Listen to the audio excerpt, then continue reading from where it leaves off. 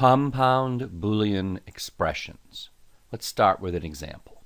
To be eligible to graduate from Loyola University Chicago, you must have 120 credits and a GPA of at least 2.0. C# does not use the word and.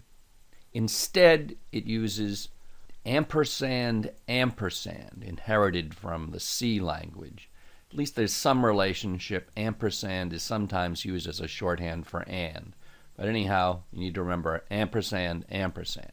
With that substitution, we can directly translate the requirement for graduation from Loyola: credits greater than or equal to 120 and GPA greater than or equal to 2.0.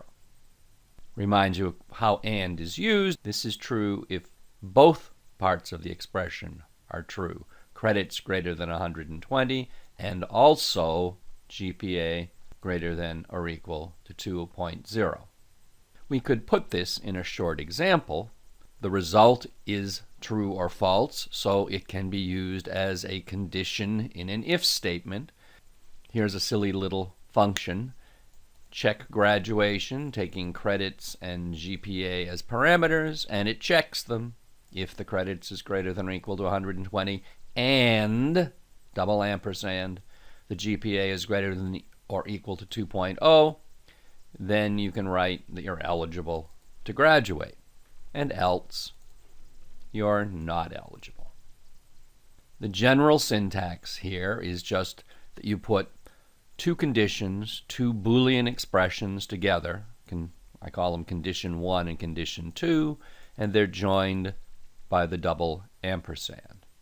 The compound condition, this whole thing, is true if each of the pieces is true. If either is false, the whole compound condition is false.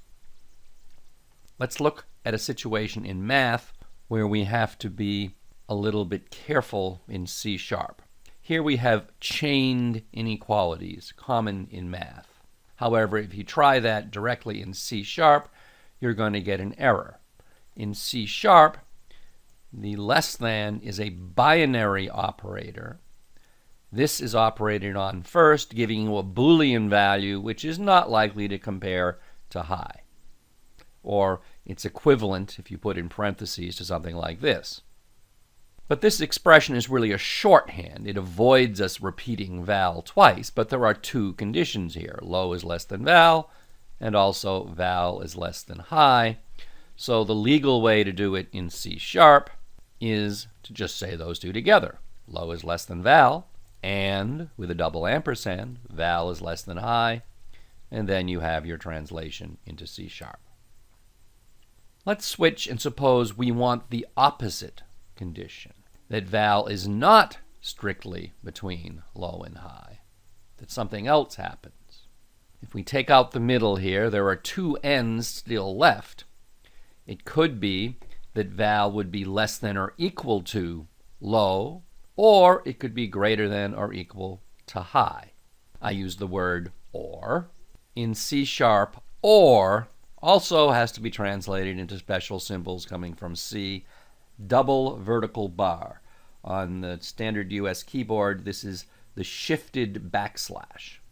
A C# expression for the opposite of what we have up here could be less than or equal to low, or double vertical bar, val could be greater than or equal to high.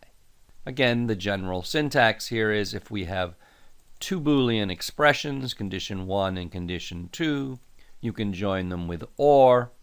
And here you've got to be a little bit careful with the or. Or is used in two different senses in English, but here we use it in the sense that the compound condition is true if at least one of the individual conditions is true. Got to be careful. In English, it is sometimes used in an exclusive sense, meaning exactly one is true. Here, that wouldn't make any difference, but you do have to be careful of that in general. We were talking about the opposite of this expression for being between low and high. There's another way to do it if we introduce another logical operator. We are saying this is not true. Once again, C# does not use the word not, but it instead replaces it by exclamation point. This says not the situation we were considering before. Low is less than val is less than high here. Notice the parentheses. The not operator has higher precedence than all of the inequalities. You will commonly put parentheses when you use the exclamation point. A way to help you remember the exclamation point for not is that this is not the first place that we've used it. Here we have not equal, uses the same symbol. Again, the general syntax is if you have a condition, a Boolean expression, that is to say, and you put the exclamation point before it, that means not the condition, the opposite meaning. If the condition was true, the result becomes false. If the original condition was false, the overall result with the not becomes true.